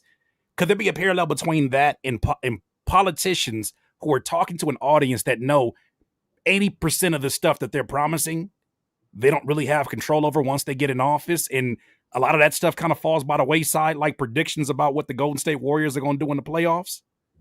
There is a whole school of thought and understanding that even as a political commentator, you can be wrong and people will still listen to you. And you could be prognosticating and get it wrong. And as long as you say it in an intelligent and forceful way, people will continue to listen to you year after year. Right. So he's kind of banking on that, which is possible. We have a lot of Americans who are consuming political content from people who don't know what they're talking about or have sports. Or want to feel that with disinformation. That's literally sports. You got people who can't get off their couch. They can't get off their couch talking about LeBron needs to get his lazy ass up off of his ass and get back in there and start playing some minutes. And you know what JJ Redick needs to do with this offense? You don't know what he needs to do. Have a good time with all of that. That is fun as hell. And as a fucking guy, I love doing that too. We can do that all fucking day long. And there's a sort of anger within this piece because I'm like, I love that sports conversation, but I understand this over here is fucking serious. This political conversation is meaningful and important, and it changes people's lives. And when you come into this space ignorant and not knowing what's really going on and just spewing off the top of your fucking head, he thinks Democrats want this shutdown so that voters will feel pain because, fuck you guys, you voted for Trump. No, that did not happen. What if in his mind he thinks he's the black version of Trump for the Democrats? He can think that. I don't think that there's a lot of political science data that would show Trump on the left for Democrats could not happen. We don't function in the same way. There's a reason why people gravitate toward the left, progressivism versus the right and conservatism. And that deals partly with how they see human beings. And there's much more of a hierarchical alpha down structure on the right that doesn't really exist on the left. We don't really look at the world in the same way. So somebody coming into a left space and saying, like Trump did, I'm an alpha, I'm the big dog here. It just wouldn't work for the sort of people you need to bring into your coalition on the left. the reason why that even came to my mind is because of the way that Gavin Newsom has been moving specifically on social media and how aggressive he's been about, in like a trolling way, how aggressive he's been about challenging Trump. And he's like, if y'all ain't gonna say something, they go low, we go lower. Like, I feel like that's going to be something people are going to try to find how to match that energy at least. You got to remember too, the information gap as far as Democrats on the left, we prize media, education, intellectualism. We want information. So we're not going to have a political candidate who can bluster through and say nothing and just win on like jokes and bravado. Right. I'm sorry, but on the right, that can happen and obviously has happened. Right. And they would fall for the banana in the tailpipe as far as the guy who's like, I'm the biggest and strongest here, made you laugh, connected. I don't understand how he became that for certain people. I'm looking at people who are like, it's like people who have this idea of the alpha and respect an alpha personality. It's like, how can you look at his persona and who he is and think that's alpha? I don't even understand how that happened in those people's brains. Like, it doesn't make sense. I see how it went down online. You just gotta be a bitch ass nigga. That's how that happens. When you bitch, everybody look gangster when you act like a how bitch. people started coming supporting him after he got shot at. I understand that, and I knew that was gonna happen. That I saw how people like shifted and was like, oh, he got shot at. Now I mess with him. Just, you know what I'm saying? He got shot at and then started playing Mini Man by 50 Cent. They was like, yeah, he understands me. We're the same thing. Green, I deplore him intellectually and spiritually, and he's a horrible person and he's horrible many things. He's not a bad he's a terrible leader. He's not a bad campaigner. He's actually a great campaigner. And the way that he's sick, to me, I can sort of see through their eyes of like signaling alpha, signaling white boss hog who is here to show the blacks, the browns, the women who's really in charge, does it with a joke, right? It's an off-color joke. So he's so Jackie Gleason, which kind of takes you back to a time when America was, in charge and like the leader of the world. And like, he signals these sorts of things that give you daddy, protector, tough guy. I can see where if you don't understand foreign policy, you might think having a wild, tough guy who might throw a bomb at somebody, like that would be good to keep everybody in the world in line. It does not give off tough guy. That's the weird shit to me. That's my problem. Because we know what real tough guys look like. Yeah, I just can't get it. But real niggas, I know real niggas who are like, nah, man, Trump. Like, I'm like, bro, like at the barbershop, like niggas is rocking with this nigga, and I'm like, how do you? You know why? Torre spoke on this, but let's go even. Let me just say one phrase, one acronym. NLP, neuro linguistic programming, is what they become specialists in. I sat here and watched him one time, and if I didn't know about NLP, I would think he's talking about absolutely everything and nothing at the same time. But he's using very specific language that some people will say, oh, he's dog whistling. No, he knows what he's doing to talk to people who are auditory based, visual based, or kinesthetic. Like, these are the things that go into mastering NLP language. And when you do that, that's literally what hypnotists make their entire careers off of. Is the way that you're using certain words and not using other words. It's like, for instance, I'll give you an example. You talk about somebody you disagree with. You don't tell them I disagree with you. You say, I understand why you feel that way. I'll add, that's NLP. And you see politicians do that all the time in debates. Yeah. I just think that he is in a place where he's figured out how to talk three different languages at the same time, huh? But I said he wouldn't do that. He'd be like, no, you're wrong. And then cut it out. Bro, but think about they're all really good people. There's good people on both sides. There's good people. Make America great again. You know how hard it is to create. You guys know how hard it is to create like a phrase that is meaningful and repeatable and people will keep fucking talking about it, right? Obama had one, hope and change. Hillary had 0. Trump in that first run had like 6. Like, that's insane. I've never seen any major politician get beyond like 2. right? And he was like, drain the swamp, build the wall, lock her up, Release the emails. right? Like it was like a bunch of them. Making And America like, Great Again was even like what you just said was like crazy. another one that came up like out of nowhere, and the nicknaming thing that was like, we're like, that's crass and disgusting, but it was a very simple and direct and lizard brain way of like pointing at other people, creating others, reducing them to caricatures. These are things that can work on the right. I don't think this would work on the left. Didn't Kamala say but that she was going to maybe please, run Kamala. Well, what I honestly do. Nigga, please. You know what they about to do? Hey, look, I'm gonna tell you what they about to do. They about to take that Kamala, colors. Kamala, Kamala, please. Mamdani, it's Kamala. They finna clip the shit out you today, King. Anyways, they gonna throw your feet. Kamala your feet Harris. Oh, here you go. Crazy. Oh, here you go. Kamala. No, but did she say she was going to try to run again? I feel like your girl Hillary, she had no personality at all. That was like that's a big L. I think it's a big L if Kamala had to think about it. Is that right? Kamala. No, it's not right. It's Kamala.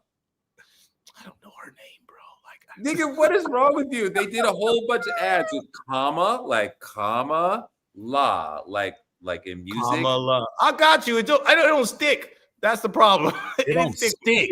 It's her government name. What do you mean it doesn't stick? It's not a phrase she coined. It's her government name. Stick. It doesn't stick. Nigga memorized every Clips verse in a day. Easily. And can't remember Kamala. Almost became president of the United States. Who will not become the president of the United States? But you think she should run again? Oh God, no.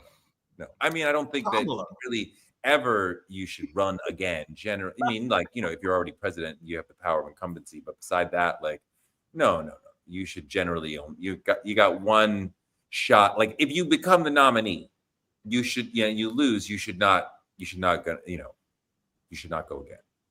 Not King Green practicing in the process. As you were talking, he's like, Kamala. 7 times is what gets it in the memory. 7 times. The story's almost over. We still are like practicing how to say her name. She's like not gonna. It didn't stick. It didn't stick. It didn't stick. He said it didn't stick. Clip the shit out of that. It didn't stick. It didn't stick. It didn't stick. Oh my God. Now Obama. Good name. That's not what you. That's a good name. In Obama. That's so funny. Kamala. Stop practicing. We can see you. Right, or you said it wrong. Like Kamala. It's not that hard. It is because I know too many people named Kamala.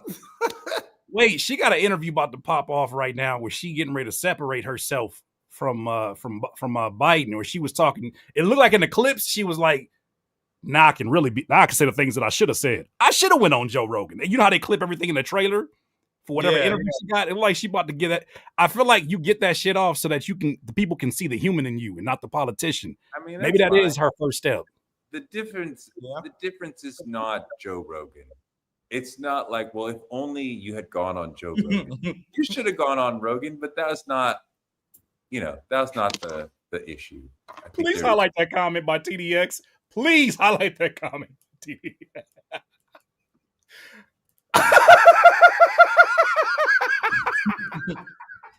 Oh shit, son. Common law. Wow. Comment of the day. Oh my God. He said they're gonna sit down and talk and drink wine coolers and talk boys. Ooh. Wow. Why now? Too little, too late. That's where I'm at with that. Too little, too late at this point. But it is what it is. You have some super chats you want to run through? Oh yeah, you're right. We got about 6 of them bitches.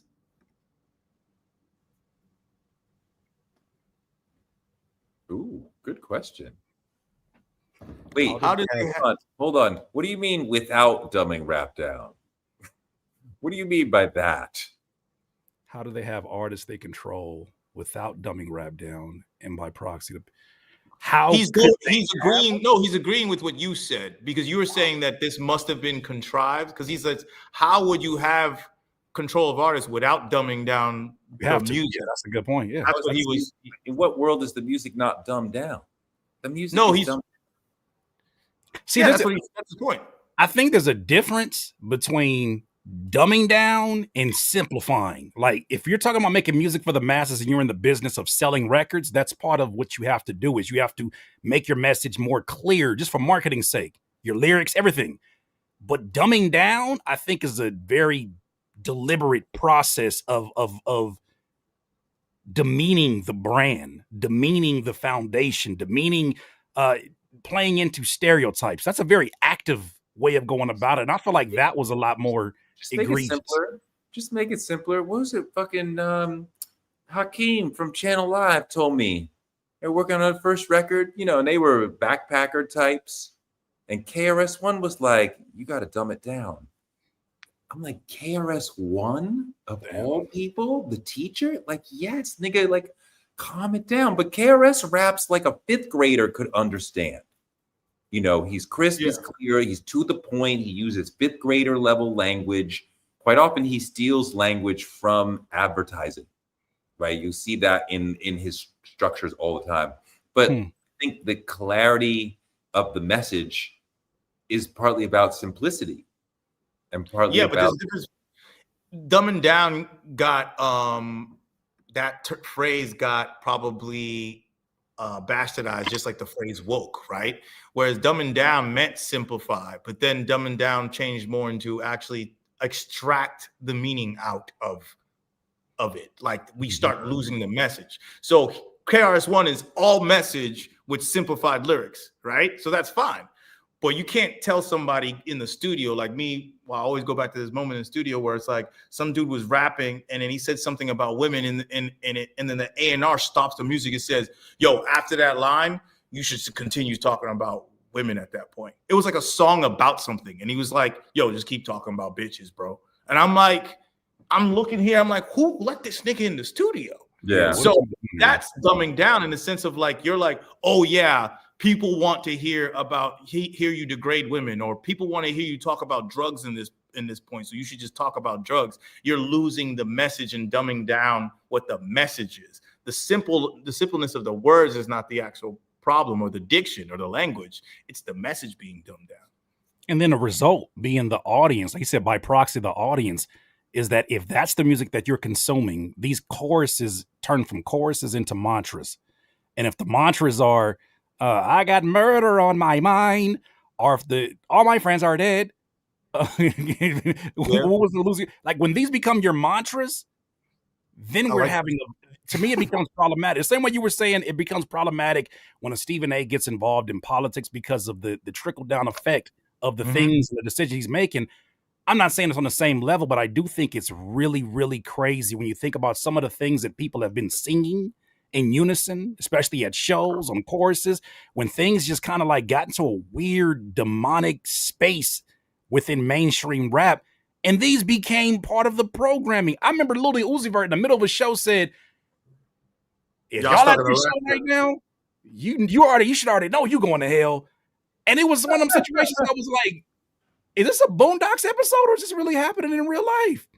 So I think at some level, they know about the programming. They know that I don't think that's even conspiratorial to say. I think that is part of not just music. I think this goes even broader, because now when you think about the inability of a lot of Gen Zers, unless they're proactive, to focus on one thing, right? When I think about the kind of music they like, it's music that doesn't disrupt their already chaotic environment.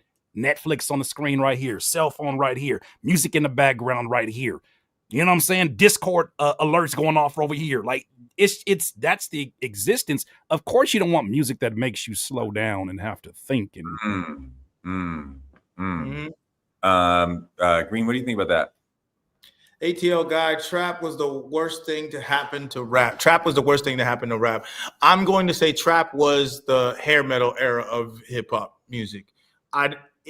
I wouldn't call it the worst thing. I just think that trap came from a real place and it turned into a lick. And it just survived in that space, and it consumed all of hip hop culture with its sound and aesthetics, its own culture. Like, that's its own culture. Trap has its own culture, right? So it created its own thing. But I wouldn't say it's the worst thing, because I just felt like it was very marketable because it had to do with feeling so much. Drake is the worst thing to happen to hip hop. This guy. You gotta let that land. You gotta let that land. We need some space in between that. Forget that sound. Can I get a sound on that? Get a sound. Somebody gonna have to tell the truth, and I'm gonna tell it. I'll give you one of these too. Just because I just feel like that right there. They don't want to have that conversation, because somebody said the other day, having that conversation means that you got to look within, because there's a part of you that sees Drake losing and you feel like you're losing. Both of y'all got egos. Both of y'all are on the narcissistic spectrum, very deep on the narcissism spectrum. And so when he loses, you take it personal, and it makes you go on the offense and attack anybody who says anything about your mans, because really you think they're saying something about you as an individual. That's what you have in common. You don't like Drake. You like who you see in yourself that happens to be coming out of Drake's mouth. That's the problem. King, the therapist. Reed, is he talking? He's talking to you. He's talking to me. Crazy. I'm a Drake fan. That's crazy. That's so wild. Dave Chappelle had a good bit on SNL calling Trump an honest liar. Yeah, I remember that. Cool. That man said, he said, I know they're scamming. I do it too. If Stephen A had access to 4K or Rogaine, things would be different. That's wild. The problem is not his 5-head, his 8-head, whatever you want to call it. The problem is the shit that comes out of his mouth. I found one thing in my little research, pulling clips together for this. This nigga talking about, why does he look like Marla Gibbs from Who's sitting here making these comparisons? Who put us side by side and said, yeah, that checks? They did on that podcast. That's fucking good. Why he look like Marla Gibbs? That's I like to say as a de-endorsement, I don't even know if that's a word, of for keeps and all of them other, them rail gains, it increases the estrogen levels in a man, meaning that you're gonna grow man titties. I don't think that's gonna make Stephen A a better voice of the people. When you said de-endorsement, I thought that's like what chicks say to each other. Like, yeah, he was fun. He gets the de-endorsement. Oh, why did you do that? Why did you find the wordplay in that? That's freaky hell. That's freaky hell. That's rapper brain there, bro. You know what? You getting too comfortable with us. You the slang grabber. That's what a slang grabber does. Now the slang grabber sounds like, yeah, I can see the words in between the words. He said, calm down. What do you say, Grab Poobah? Slow down. Gonna get some man. Wow, I have to make so many edits. You look mad tired, nigga. What is happening? What time is it? It's 11:35. Okay. I'm tired as fuck. Let's finish the super chats. That was it. That was the last one. That was the last super chats. Any closing remarks on anything? Anybody got? I don't think you want me to make any more remarks at all. That's how I'm feeling. That's the vibe I'm getting. That you're like, please be quiet. Has nothing. Land the plane nicely. Did this person just get here, or they fucking with me? We just got I'm here. in the exact opposite of the EU. Kind of. Maybe not. You're in like the Disney World of the EU. The Disney World. That's kind of facts. That's fucked up. That's fucked up, but that's kind of facts. Curtis, would you like to take us out on a professional level? There's nothing that I want to do to put my foot in my mouth. See what I did there? Ladies and gentlemen, welcome to another episode of Rap Latte. Thank you so much for hold on, let me hit you with a round of applause. Thank you so much for being here today. No matter where you're reporting from. Shout out to the shout outs. You feel me? Like, that's what we on. Whatever you do, don't vote. Whatever you do, I got two things for you before, and I'm gonna hand it over to you, Torre. One thing, don't vote for Stephen A. Smith. But go watch this video that Torrey has on Stephen A. Smith. I think that's a great. Please don't vote for Stephen A. Smith. Vote for Zohran Mamdani. Wait. If it's Stephen A. Smith or Trump, who we voting for? We're fucked. Then we're completely I'm fucked. voting independent. I'm independently staying home. Jumping off the boat and going into the Atlantic. Toure, you gonna run? If it's Stephen A. Smith and Trump, like I got Wait. We're You're right. not even acknowledging if Trump can go the third time. Well, how the hell did he get back here again? I don't know. See, that's that true. bull. That's that bull. That is that. Hey, I don't know. Y'all gonna be mad weird when that shit actually happens, and I'm gonna be right here. My feet will be planted right where I'm at. And I'm gonna stand 10 toes down to everything that I say. All right, we out of here.